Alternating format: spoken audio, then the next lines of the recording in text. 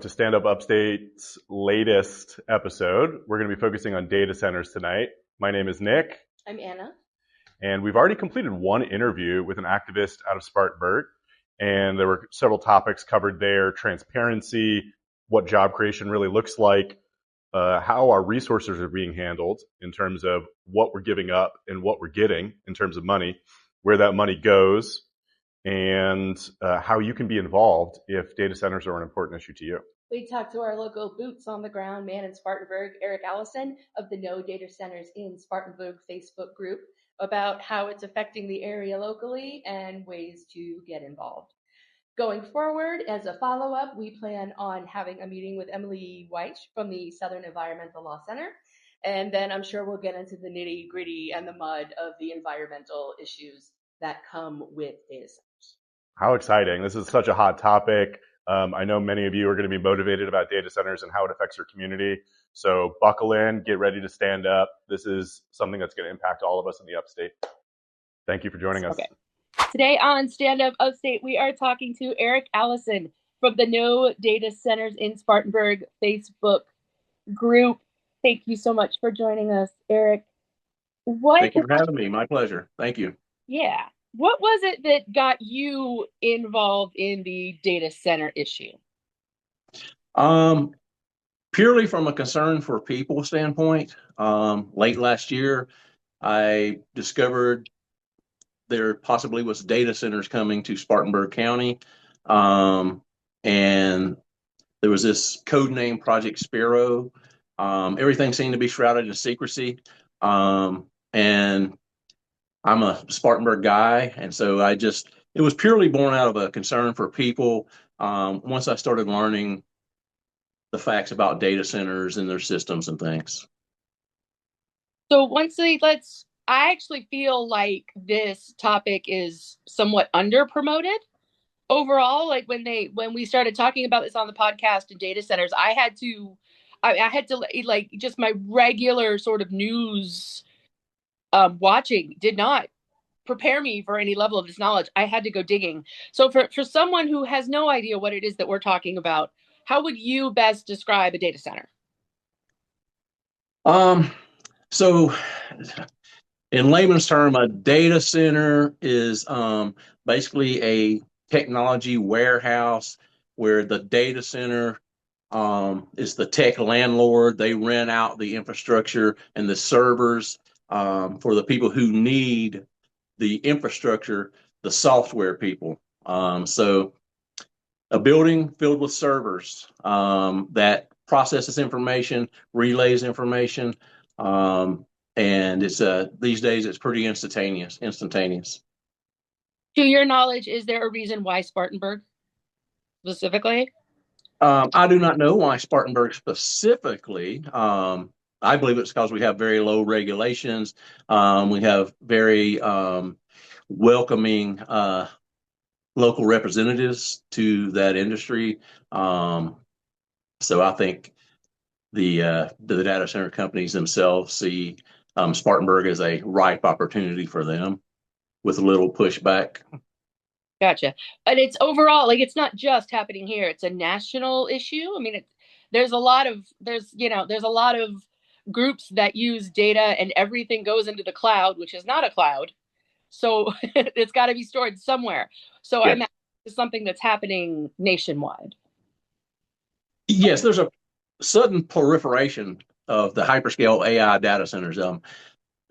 You would almost have to be deaf, dumb, and blind not to turn on your phone or computer or news today and not hear about a data center somewhere in our country. It's not just Spartanburg County in South Carolina. Union County currently is facing this issue. York County recently approved a data center. Cherokee County recently approved a data center. I believe Marion County is facing one. I believe Aiken is facing something similar. It could be a solar farm, but that's just in the upstate. But you look at states: Georgia, Ohio, Michigan, Minnesota, Alabama, Louisiana, Texas, Oklahoma. The big story now is Utah. It's just nationwide almost daily you hear about a data center wanting to come to a community, and you also hear about the community fighting back saying they don't want it. And that's what really it takes to get anything done is the community fighting back, which is why your Facebook group has almost 6,000 members. Yes, that is correct. And it is it takes diligent community members because, as you said earlier, you really have to dig for this information. Um, you have to educate yourself just on the systems of a data center, the different data centers. I like to use an example of you have a Volkswagen Beetle, you have a Ferrari F80. They're both cars. It falls under cars. So when people speak about data centers, things fall under data center, but there's different types of data centers. And just like the cars, they have different systems. They take different things to operate. Some go faster than others. That's just my basic way of explaining it. So data centers are an umbrella term. What we're seeing now is the hyperscale AI data centers with the new AI technology. As you said previously, we've had data centers in the past. We've had the cloud, we've had Google search, we've had social media. These things, streaming services, they take data centers. There's a new type coming. Everybody uses them. That's the problem. Yeah, that's the thing is that's sort of where the culture is going. So it's a difficult situation. But with that in mind, what are the concerns that you are hearing about? What are the main concerns about data centers that you're hearing on the ground in your Facebook group? What are the main dangers, if you will? So the main concerns and the main fears, energy. How is it going to affect our electric rates? How is it going to affect our electric grid? Just this past winter, our service energy provider told us to turn off your heat, wrap grandma in a blanket, conserve energy. And so residents are like, if we're having to conserve now, why are you adding a data center that takes multiple megawatts of energy to produce? The other concern is water, water consumption. How does it affect water rates? Water contamination. There's chemicals used in these cooling systems. So people have a concern about water. Noise. Data centers are notorious for putting off 24-hour noise. It's low frequency noise. It's a humming. It's noise from cooling fans. It's noise from generators and turbines. The human body is not, made to hear and feel these sounds 24 hours a day, especially at night when you're laying your head down to rest and your body is wanting to get into a restful state. You could go into details of how they affect young children and pregnant mothers and stuff as well with this noise. EMFs that people don't talk about, electromagnetic fields, because of such a contained electric site in one site, this multiple megawatts, even getting into gigawatts. We're concerned about the environmental impacts of these things. We have one here in Spartanburg that's fully going to be a fossil fuel plant. So they're burning natural gas turbines and generators every moment of everyday pollution. So we're concerned about human health, the wildlife and nature, pets. So we have that concern as far as pollution. And then we just have, concerns over these things, very little jobs for the residents here in the public. Our adversaries will say that's a good thing, you're not bringing any new residents, but it's not really providing anything additional for current residents other than these fears that we have of water, energy, pollution, environmental concerns, noise. Residents don't feel like that's a good trade-off. So there's a multitude of concerns. I haven't even mentioned them all. The lifespan of this hardware is like 3 to 5 years. So this e-waste is created, after they've done the manufacturer's warranty and traded out pieces and this, that, and the other, then, they have to bring in new servers. Technology is updating so rapidly. People even see it with their phones. A brand new phone comes out every year, new technology. So people worry these things may be obsolete in 5 to 7 years. It's a multitude. And then if these things up and leave, we're left with a mess. Who's going to clean it up? And so the Project Spero that you mentioned earlier, that did that feel very like underground, kind of shady, whispering in back rooms kind of Not plans? just Project Spero. Every data center that we faced in Spartanburg has felt shady. It's felt backroom deals, no transparency. You ask every resident here, do they feel like our elected representatives were open and honest with us? Do we feel like we got the full information? Absolutely not. Everything's shady. Um, it's and that's a terrible thing for a community. These data centers come in, they have willing local representative partners. Um, Back in February, we had hundreds show up to our county council. We've got a panel of 7 representatives. These representatives, in the face of hundreds, still voted yes to move this forward. There's a weird phenomenon going on where from a 3 panel to a 7 to 9 panel of individuals are facing down hundreds of their constituents and voting against them for whatever reason, above the shadiness and the NDA agreements and the backdoor. You know, why does a representative dig their heels in against their constituents? It's mind boggling. November's coming. November is coming. I feel some folks in our county council are in for a rude awakening. At least I hope so. Yeah. So what's the old adage? May you live in interesting times. We have outdone that at this point. So Yeah. what can everyday people do to help to stop these sorts of things? So everyday people, they need to go to their local meetings, county council meetings, planning commission, board of zoning appeals. They have to start digging into these agendas and learning the jargon and the wording. Unfortunately, that's the time we're at because so much shadiness is going on against the residents. We had this belief, we elected these folks, they're going to take care of us. They have their best interest at their heart, but in some cases they do not. And so you have to educate yourself, take the time out of your day to attend the 1 to 3 hour meetings, read the agendas. And then when you find out information, just like through my group, you share that information. We've had people in the community talk to people they've never met before, but this has united them. They've started discussions around it. They started talking to their neighbors, talking to people they meet in a grocery store, exchanging the information through our Facebook group, sharing it to their personal pages. So it's the total group effort.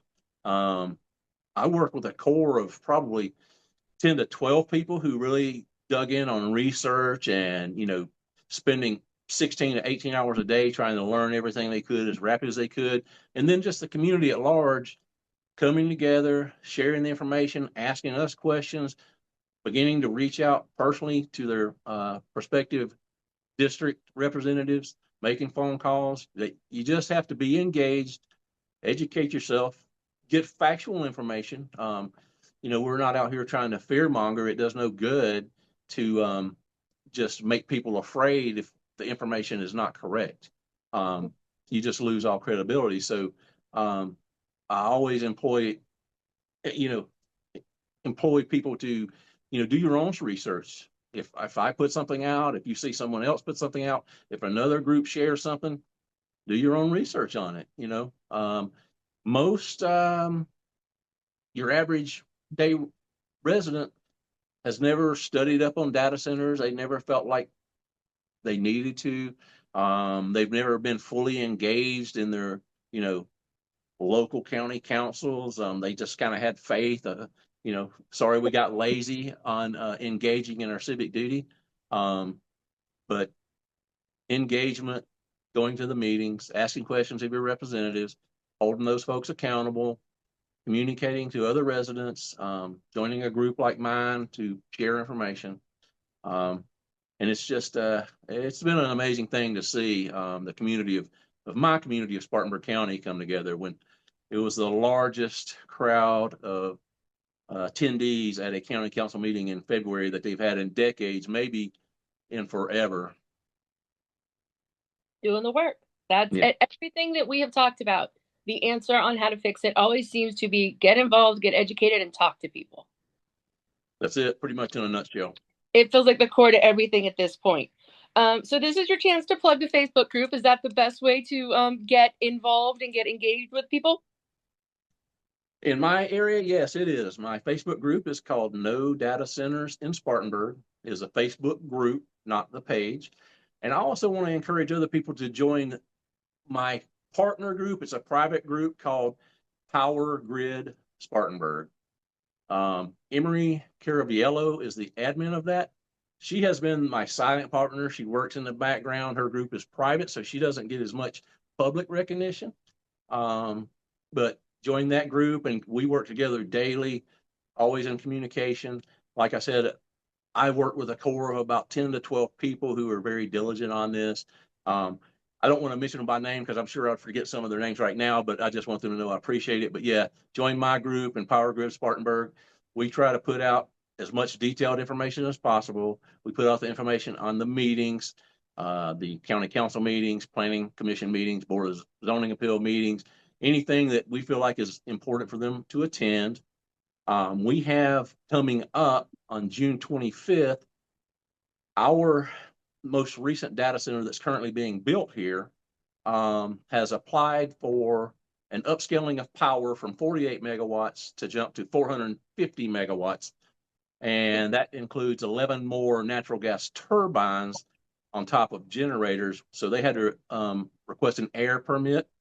The Department of Environmental Services, to my knowledge, just came out today with this date of June 25th at 6:30, I believe, a public hearing for all residents of Spartanburg County to come out and voice their thoughts and opinions on this upscaling from 48 megawatts to 450 megawatts, which just goes to show we didn't know about this particular data center in general. We've been talking about Project Spero. This one was known as Mach 1. It was absolutely slid in under us. We had a county councilman out to the press telling people this is not a data center. It's documented on Fox Carolina News. I believe Post and Courier wrote an article, completely deceived on this one. And people were really upset. So now just this large upscaling, jumping to 450 megawatts. So they have a voice on June 25th if they want to come out. Excellent. Any parting words, anything else that we didn't get to that you'd like to get out there before I let you go?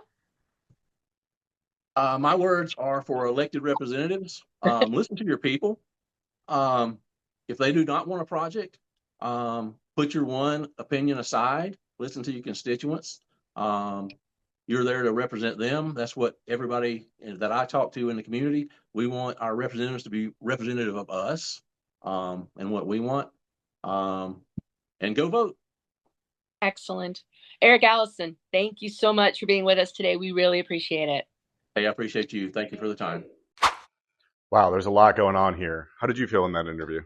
A bit uneducated, to be honest. I had to do a bunch of research before going into this. I feel like this topic is being largely undiscussed. I don't think it's as popular as it should be. And so Eric really got all of the information out there. So yeah, do your own research and figure out what you need to know for not just this, but with anything else that affects you in the area. And I really appreciate Eric for taking the time to talk to us. Thank you, Eric. Like Anna mentioned, there's several layers to this. We'll try to provide some resources in the description that you can use to follow up and do your own research. Until then, don't forget to stand up.